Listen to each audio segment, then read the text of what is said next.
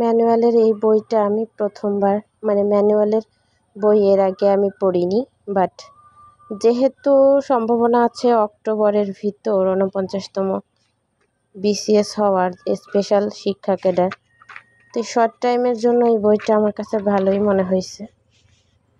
ও বাংলা প্রায় শেষের দিক। আমি যেহেতু শর্ট টাইম, ইংলিশটা আসলে প্রতিদিনই চর্চায় রাখা উচিত, ইংলিশ আর গণিত, আর বাকিটা হচ্ছে এক সপ্তাহ করেও হয় টার্গেট নিয়ে পড়লে। তো এই বইটা আমার কাছে মোটামুটি ভালোই লাগছে। যেগুলো আমার কাছে একটু কঠিন, মানে মনে থাকে না, সেগুলো আমি একটু বারবার পড়ার চেষ্টা করি। আর বেশি দিন হয়নি এটা নিছি, জাস্ট শুরু করছি। তো বইটা আমার কাছে ভালোই মনে হয়েছে।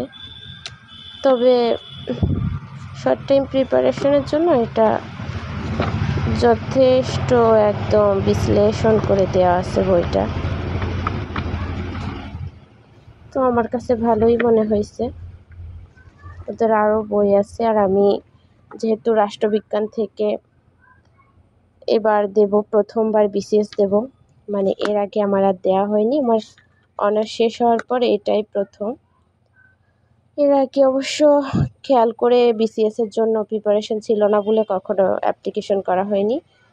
তো এবার ইচ্ছা আছে, হোক বা না হোক, একটা এক্সপিরিয়েন্সের জন্য হলো, যেহেতু শর্ট টাইম আর আমি এর আগে প্রিপারেশন নেইনি, এই কারণে আর কি ভাবলাম যে এটা তো 300 মার্কের, এটা একটু চেষ্টা করে দেখি, হোক বা না হোক।